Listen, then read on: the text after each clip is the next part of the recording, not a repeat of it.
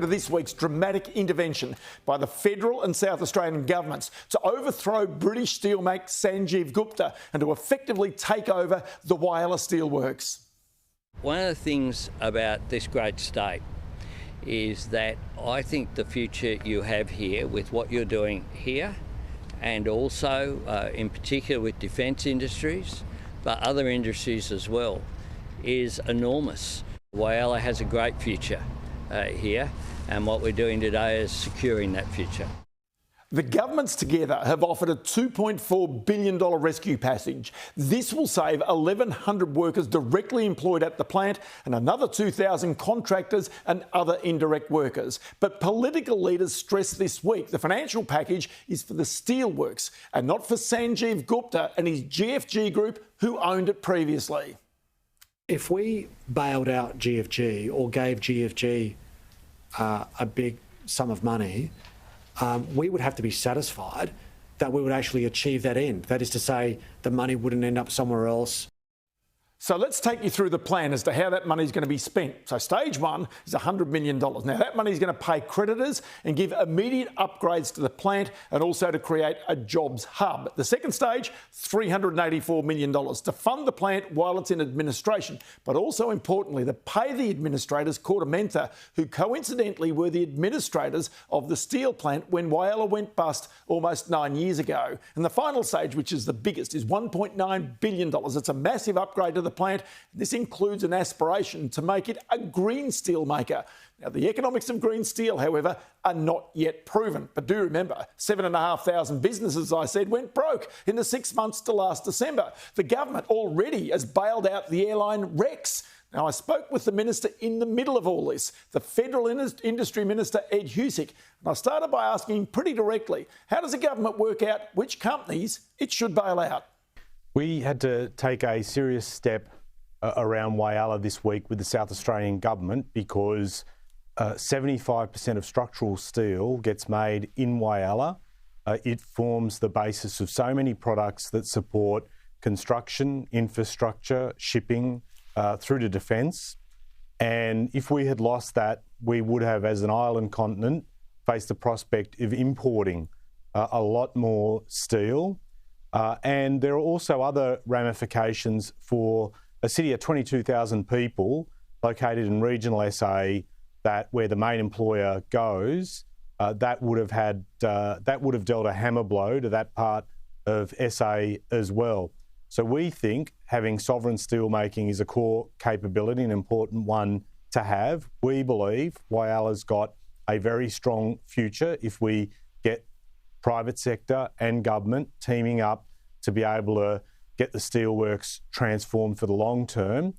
And it will also play a part in terms of supporting other sectors in the country. So we figured that there is a fairly important strategic consideration here, and that's what's been exercised. So I understand the strategic consideration. I spoke with Mark Vasella, the chief executive of BlueScope Steel last week. What he's fearful of is, given US tariffs on steel, that there will be a flood of cheap Chinese steel arrive in Australia, which could make Whyalla really non-viable into the future. In other words, my question is whether the $2.4 billion is simply good money after bad. Well, it's a big stretch to suggest that that'll all occur and undo everything that we've put in place with the South Australian government. And on top of that, a lot of what we're putting forward, Ross, is conditional. That is, investors have to step up, private firms have to step up and make the case and demonstrate in very clear terms, using data and evidence, where they're headed on this. There are a lot of things that happen in an economy. You know, you mentioned a few moments ago in terms of the number of firms closing, which is really, I absolutely know, will be difficult for a lot of firms and for the people that are attached to those firms, either as owners or people that work for them.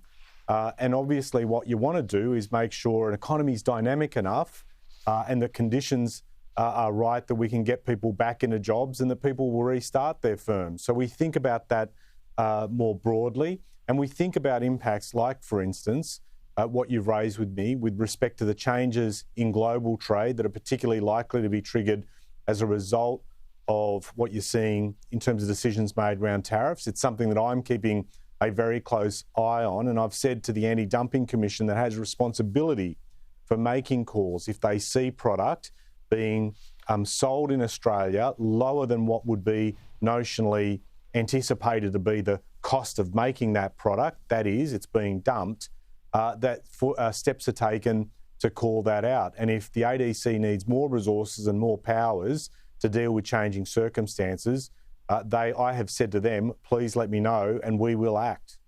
Is there an argument for Australia to put tariffs on steel right now to protect Australian steelmakers, BlueScope and Whyalla, from cheap imported steel? Is it a case where we simply have to try and raise the price of those imports? But that's not on the agenda, and given that we've got a mechanism in place to be able to call stuff out and also take action if we believe it is dumped and adjust prices accordingly, in terms of the way we place duties and other responses, we think that that's the mechanism for the here and now. Okay, can I just ask about industry policy broadly? So Whyalla gets bailed out. Sure. And I made the point, it's not Sanjeev Gupta, it is Whyalla Steelworks. Sorry, Ross. No. It's not a bailout, Ross. Sorry, you know that. You know, you've been around, mate. This is not a case of an owner stepping up and saying to us, give us a load of cash to keep going or we'll go under. This is not the case.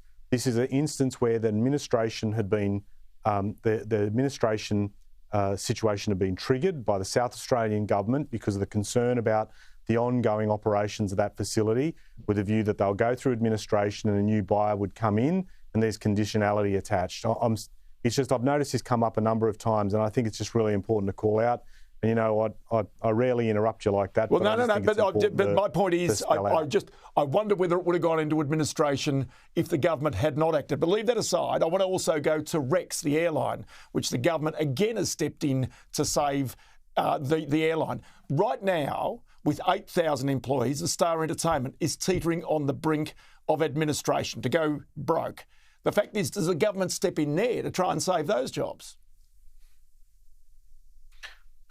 Well, I am just focused in terms of Whyalla, the rationale that I've put in terms of sovereign steel making, the fact that governments do need to make calls about, in particular, whether or not something that is being produced or a service that's being provided is critical in the national interest. And in terms of Whyalla, can I jump into you there and interrupt? Because it's clear, but I'm not...